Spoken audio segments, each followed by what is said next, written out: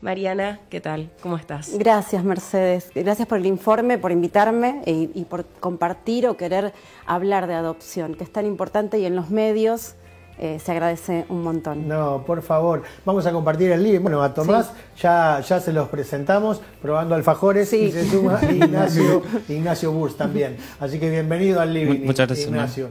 En principio, la primera cosa que yo debo decir después de escucharla a Mercedes es que estoy asombrado de la diferencia entre la cantidad de niños y la cantidad de parejas o personas individuales que quieren adoptar. Es como que hay mucha diferencia, ¿no? Hay una brecha importante. ¿Y esto por qué es?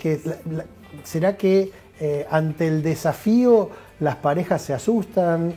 Hay un montón para conversar. Lo podemos dividir como para brindar o informar respecto a lo más importante, pero de las estadísticas que bien trajo Mercedes y del informe surgen un montón de cuestiones. Por un lado, hay una disparidad entre el número de personas o parejas que quieren adoptar y el número de niños, niñas o adolescentes que están en el sistema.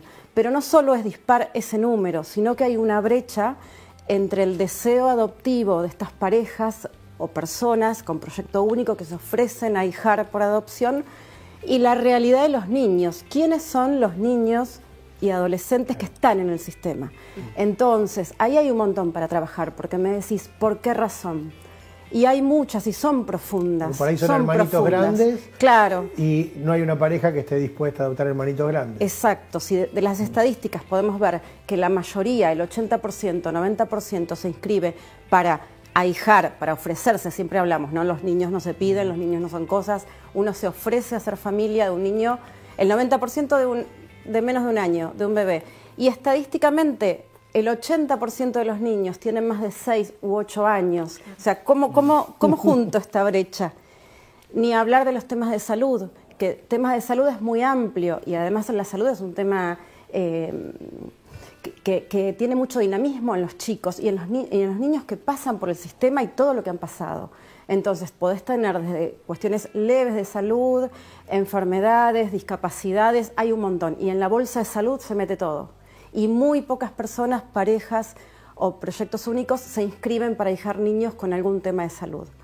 Entonces, hay una disparidad muy grande entre números y entre condiciones de estas familias y características reales de los niños, reales. ¿Por qué, me podés decir?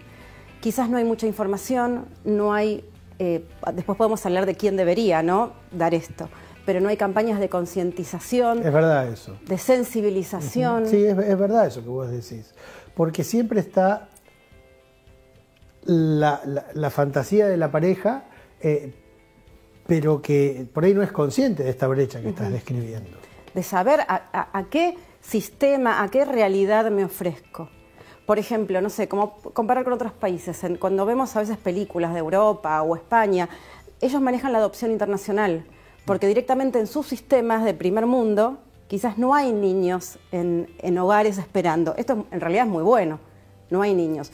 Nosotros sí tenemos, hay vulneración de derechos, hay un montón de cuestiones en nuestra sociedad que hay un montón de niños. ¿Y nuestra legislación lo permite eso o no lo permite, la adopción internacional? No, nuestra legislación no. Lo que permite es... en realidad, para que adopte una pareja, por ejemplo, el extranjero, acá en nuestro país, tendría que residir en nuestro país, puede adoptar un extranjero, luego de estar 5 años con residencia legal en nuestro país, ya está acá. La adopción, nuestro sistema es nacional, no se abrió al exterior.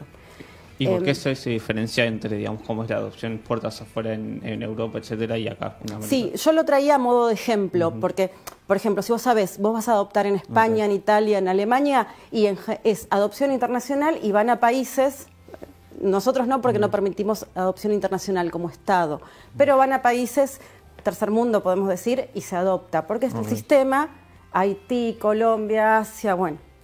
Vos, si vas a adoptar en Argentina, no es que tenés que saber esa realidad, pero tenés que meterte, estudiar, ponerte en tema de cuáles son los niños que están acá.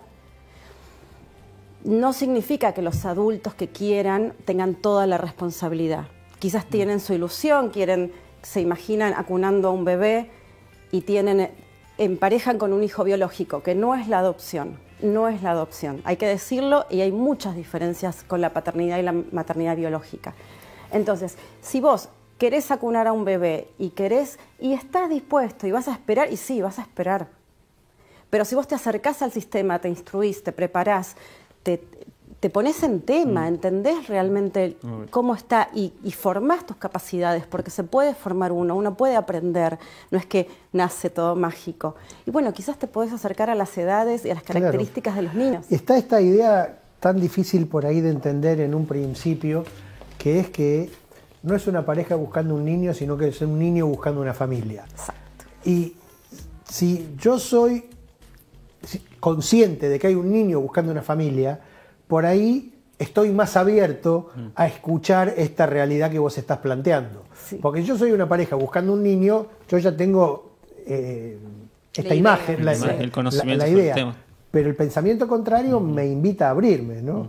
Sí, me invita a, por eso decimos, yo no pido porque yo en toda instancia es una presentación entre el Estado, en el organismo que sea, pero yo como familia tengo estos recursos, esta disponibilidad, puedo ser mamá adoptiva, o familia, o pareja, como sea el proyecto. Yo me presento y me ofrezco.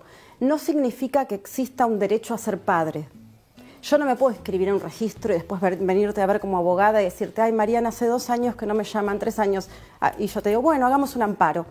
No. Están incumpliendo mi derecho. No se incumple ningún derecho. El derecho que el Estado debe perseguir y la finalidad de todo el sistema es brindarle a ese niño una familia. Claro, ese es el concepto complejo Sí. a la hora de empezar a conversar por ahí con algunos papás. ¿Y qué asesoramiento tienen los papás cuando empiezan a pensar en esta idea? Sí. Porque vos nos los estás contando porque vos estás, porque lo viviste, pero Sí. digamos, hay organismos del Estado que sensibilizan a las familias con estas ideas. Sí, cuando uno quiere adoptar, y es la primera aproximación que tiene el sistema, uno como familia, como adulto, se tiene que inscribir en un registro de aspirantes a adopción. Y eso es por jurisdicción. Vos te querés anotar en Buenos Aires, buscás cuál te toca. Ciudad de Buenos Aires es el Consejo de los Derechos de Niños. Córdoba busca cada uno busca su es jurisdiccional, ¿sí? Entonces, esos registros, hay charlas, capacitaciones, y son los que evalúan, hacen actividades. Lo que hay que ver, depende del registro, hay más actividad, más movimiento, menos, y también desde el punto de vista del adulto, yo lo que digo es que uno tiene la responsabilidad de formarse, acercarse al sistema, aprender, y va buscando. Y ahí se encuentra con organizaciones, con ONG, con fundaciones, con profesionales que se dedican a esto. Yo conozco muchísimas, o sea, no sé si muchísimas, yo porque estoy en el medio en todo esto, pero hay que buscarlo, hay que ser activo y buscarlo. Mariana, yo te quería consultar cómo fue que tomaste la decisión de querer darle una familia a 2 chicos, porque sé que mucha gente no está dispuesta a adoptar a más de un hermano. Sí, ahí lo vemos, como dijiste vos en las estadísticas, la mayoría de las personas se inscribe ofreciéndose para un niño, 2 hay un poquito más, y va siendo menos cada vez que los niños tienen más grupos de hermanos. En mi idea... Y otros datos que me sorprendieron al respecto es que es muy común ver, o sea, más del 85% va a buscar niños de 1 año, mientras que el 0,24 va a buscar adolescentes. Eso también, ¿por qué se da? Te sorprende, porque hay como que se asemeja a la idea del hijo biológico. Okay. Entonces, una familia, una pareja, cuando busca, cuando quiere, cuando desea, se imagina ese hijo que, si bien no se gesta biológicamente, desde muy chiquitito, acompañas todas las etapas, es lo más parecido a tener un hijo biológico. Y no es la realidad de nuestro sistema. Si bien hay bebés y hay niños chiquitos que se adoptan, y todos tienen el derecho a tener una familia, todos los niños, cuando hay un bebé también tienen el derecho, pero quienes estamos en este tema en general hablamos por los más grandes. Y Mercedes te preguntaba por tu proceso. ¿Cómo fue tomar esa decisión? Contanos. Sí, yo puedo decir que siempre tuve la idea o la adopción cerca, porque en mi familia había adopción. Entonces, también viéndolo de más grande, ¿no? Después de muchos procesos, o sea, para mí la adopción estaba en mi familia. Yo tenía primos, varios, siempre. Y siempre quise adoptar, siempre. Después me casé, fui a la facultad, bueno, toda la vida, trabajé. Y en el momento de buscar familia, teníamos ese deseo. Y sí, hoy te puedo decir, resumiéndote todos los procesos personales que pasé, es que yo me sentí como no digo presionada, pero en el mandato fui que primero hay que buscar el hijo biológico y después al hijo adoptivo, porque siempre yo sabía que iba a adoptar o que por lo menos me iba a proponer. Y en ese camino hasta terapeutas que tenías en un momento me han dicho, no, pero primero tener y después adoptar. Y bueno, pasando todo el recorrido y en un momento nos plantamos con mi marido, porque fue una adopción de A2, dijimos, no, nosotros queremos adoptar.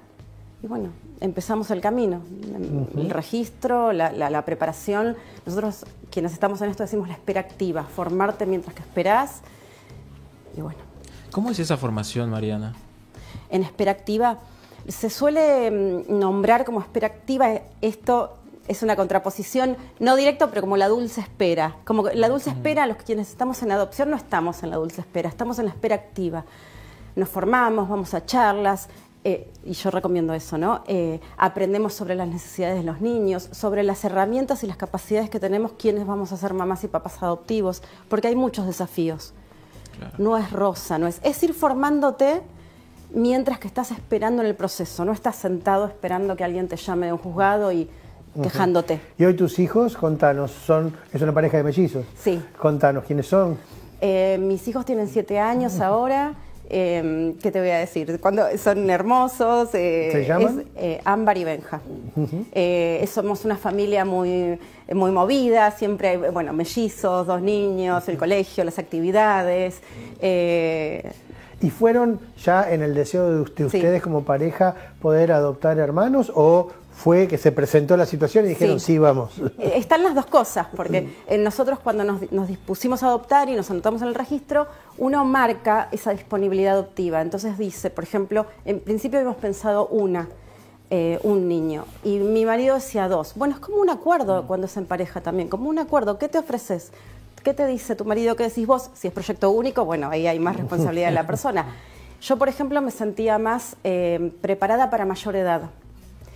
Y mi marido para más niños, más cantidad de niños. Bueno, pero es asombroso lo que me estás contando, porque no es ponerse de acuerdo en la pareja en cualquier cosa, es ponerse de acuerdo en algo sustancial de la pareja. Sí, sí, y creo que te enfrenta también a lo más duro, porque vos cuando estás buscando, bueno, viene tu hijo y lo recibís con todo lo que tenés y cómo es, pero vos cuando estás haciendo este trámite, las características y te vas a inscribir, vos pones en un papel la cantidad de niños que estás dispuesto a dejar. Nosotros pusimos 2. Pones una franja de edad, pones las condiciones de salud, pones características que te enfrenta es fuerte para el adulto. Es decir, bueno, esto no, esto sí, esto tengo capacidades. Y bueno, nosotros nos ofrecimos para hacer familia de hasta 2 niños en ese momento. Y en ese momento una franja de edad de bastantes años.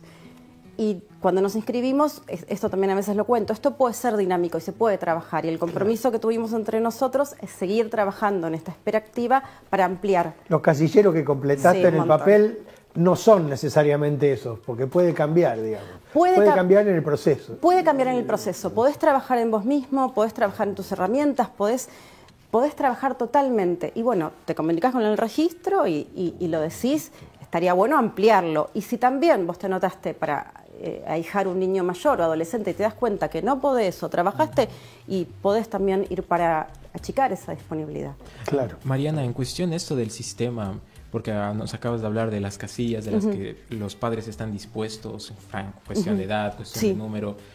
Viéndolo del otro lado, el sistema mismo, ¿cuáles son los criterios que tienen para elegir la familia correcta en la que el niño puede ir? Sí, los criterios que tienen, que deberían tener, yo no formo parte del Estado, pero te lo digo como profesional, es encontrar las capacidades parentales adoptivas de esas personas. Esas capacidades de cuidar a una persona, a un niño, niña o adolescente, capacidades parentales de alguien de ser mamá, de ser papá, de cuidar, y le agrego lo adoptivo, porque no es lo mismo tener capacidad parental biológica que adoptivo. Hay algunas diferencias que se agregan con lo adoptivo que tiene que ver que vos incorporás a un niño que no viene de tu biología, no viene de tu familia, que tiene su propia historia, que tenés que respetar su derecho a conocer su historia, un montón de cuestiones. Y eso, quien evalúa, tiene que evaluar eso. ¿Qué capacidades vos tenés de cuidar a ese posible niño o niña? Y depende vos para qué te anotás. Pues, por ejemplo, si vos querés el día de mañana, querés ser papá adoptivo y te anotás y decís,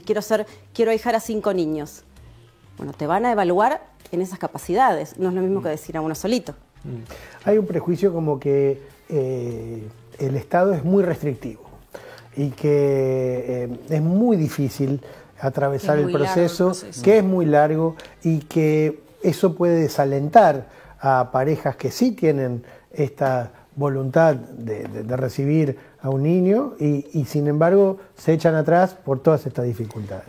Yo te diría que eso ya es un mito y que es una información que circula, que desalienta en sí misma ese tipo de información que es totalmente, que está presente en la sociedad, está presente todo el tiempo, me lo dicen, no es que es la primera vez que lo escucho acá, por supuesto, y que es un mito, que no es así, que hay que darlo vuelta también, porque primero el proceso no es tan largo, no es el tiempo que se cree, no es tan difícil y hay que tener hay que ponerlo en contexto de qué a uno se ofrece. Uno tiene que ser evaluado y es correcto que así sea y estamos hablando de niños que han sido vulnerados, que han pasado por un montón de situaciones y que están a cuidado del Estado. Entonces yo me ofrezco para eso, no es pasar y comprar un par de zapatos. Está claro que el proceso tiene que revestir esa seriedad. Esa seriedad. Además que tienen que pasar por un proceso psicológico para saber si están capacitados para adoptar. Sí, son entrevistas, no es que vos tampoco, o sea, vos vas básicamente para no dejarlo como en el imaginario. La evaluación tiene dos instancias, presentar documentación, que tampoco es tan complicado, presentar cierta documentación, la persona o la pareja, y estar a disposición de las evaluaciones, que por lo menos son entrevistas con un psicólogo de un juzgado o de un registro y puede ser un socioambiental que vayan a tu casa. No es que haces terapia un año con el psicólogo. Está claro. Son entrevistas. Después de esta suerte de evaluación de este proceso, te van a decir si estás apto o no. Tiene particularidades, obviamente, que estoy simplificando. Pero no es tanto como se cree, ni tampoco es tan... Bueno, es ofrecerte a ser familia de un niño. Mariana, si nos está escuchando por ahí alguna pareja o alguna persona que justamente tiene esta vocación por brindarle una familia a un niño, por ejemplo en la ciudad de Buenos Aires, ¿a dónde debería dirigirse? Al Consejo de los Derechos de Niñas, Niños y Adolescentes. El Consejo tiene a su cargo el RUAGA, que es el registro que corresponde en Ciudad de Buenos Aires. Ahí allá en la página pone Consejo de los Derechos o Adopción Cava y tiene un montón de información. El Consejo brinda charlas informativas que son obligatorios, encuentros obligatorios, capacitaciones a la gente que quiere adoptar. Y después lo que aconsejo y promuevo también desde mi trabajo es a informarse, a conocer gente que esté en este tema y a no dejarse llevar por los mitos, por el miedo. Es posible. Y tus chicos, contanos, ¿cómo fue que vivieron el proceso? Y ellos eran chiquitos, entonces el proceso, bueno, sí, lo vivieron también, por supuesto. En una primera instancia, cuando ya estuvimos seleccionados por el juez, fue ir a verlos al hogar donde vivían. Eso se llama vinculación, son los primeros encuentros que vas a ver a los niños hasta que se empieza a formar de a poquito el vínculo. Después hacen el egreso del hogar o de la familia de acogimiento donde estén y pasan a estar en la casa que ya es su casa, su familia.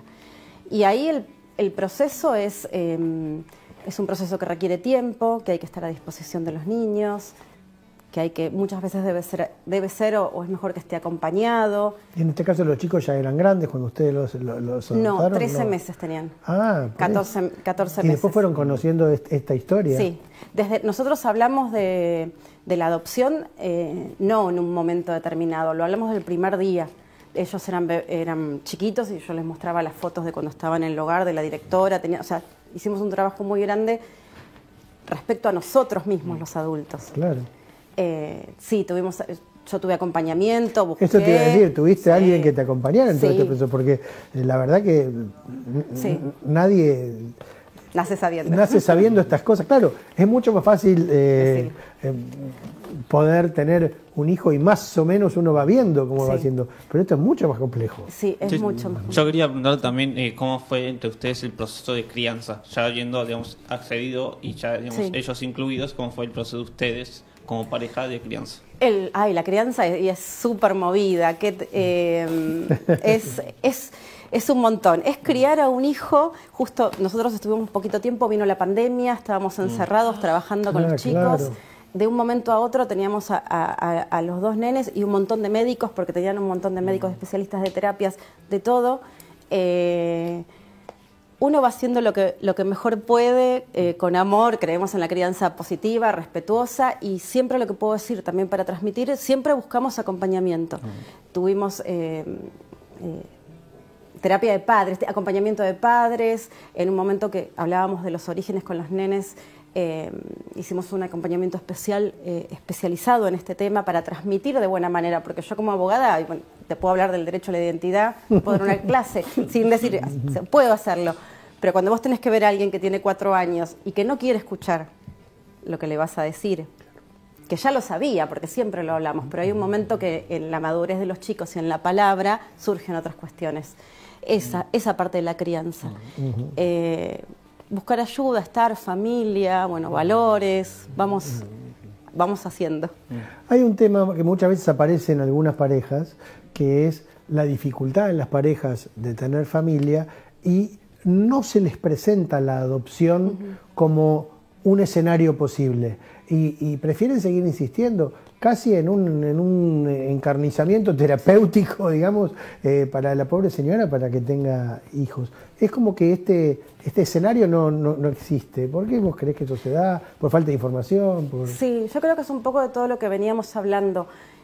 Uno puede llegar a la adopción de muchas maneras. Mucha gente llega luego de lo que vos comentás, luego de muchos tratamientos, de muchas pérdidas, de mucho dolor físico, llega así. Entonces la adopción se encuentra como un plan Z. Si me falla todo lo demás, voy a la adopción. No, lo digo sin juzgar, porque los recorridos son muy personales, son muy complejos y no se puede juzgar. Pero quizás con más información, con acercarse al sistema, con saber, con no tener este concepto de que es muy difícil, claro, quizás podría haber otra oportunidad para todos, para ellos y para los niños. Pero bueno, quizás si lo que la persona desea es su hijo biológico o transitar un embarazo a la mujer, está bien que sea su búsqueda. Sí, está Esto claro. es diferente. Y después está el tema económico, sí, porque no es un tema menor y porque me imagino que debe haber familias que están dispuestas a acoger a los niños, pero también está el tema de yo puedo hacerme cargo de todo lo que implica incorporar este niño o niños a mi familia. Exacto. ¿Eso es evaluado también? Sí.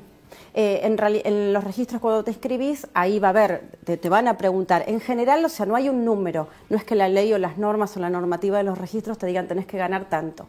Tiene que ser algo coherente que vos puedas sostener, como dijiste, económicamente a un hijo. Que pueda ir a la escuela, que pueda ir al club, que pueda que pueda ir al club de barrio, puede tener prepaga, puede atenderse en el hospital, en el sistema público. No hay que ser de dinero para adoptar. Sí tenés que poder responsablemente acompañar a un niño y todo lo que implique, pero no es que la adopción está destinada a personas de dinero o de cierto nivel, está para todos quien puedan mantener bien a un niño y todas las demás condiciones que estuvimos hablando. Mariana, yo te quería consultar cómo es diferente el proceso de una familia de tránsito, que la habías nombrado hace un rato, cómo es de diferente de una familia que quiere adoptar y quiere pasar el resto de la vida con ese chico. Son dos instancias o cuestiones totalmente separadas, claro. Yo la nombré, la familia de tránsito cuida a un niño cuando no está decidida su situación judicial. Entonces son familias que son súper necesarias, hay muy poquitas también, que se ofrecen a ahijar a un niño cuando todavía no está su decisión judicial tomada. Entonces, una vez que está, ese niño o va para la familia adoptiva o vuelve para su familia de origen. Claro. Pero no pueden adoptar, por ley no pueden adoptar. Y sí pueden adoptar personas solas, pueden adoptar parejas, varón y mujer, mujer o varón, eso en el registro se pueden... Exactamente, en un concepto amplio y diverso de la familia. Y en ese sentido no hay una restricción o una discriminación por parte de las autoridades. ¿Cómo lo ves el sistema que funciona? Legalmente no hay, si pasa ya sería como lo que no debería pasar. Lo que se debería evaluar son las capacidades de ese matrimonio o de esa pareja o de esas personas para cuidar a los niños y alojar, ahijar a esos niños, que no tienen que ver con sus circunstancias personales, pero no debería pasar. Y hay muchas parejas y familias conformadas. No es un gran tema, será como un tema de todo lo que pasa y de lo social y lo que hay que atravesar. Sí, tal cual. Mariana, muchísimas gracias por venir y contarnos cómo es todo este proceso. Muchas gracias, chicos. Me parece que nos vamos llenos de información y además con un espíritu mucho más renovado. Bueno, Mariana, muchas gracias. Gracias.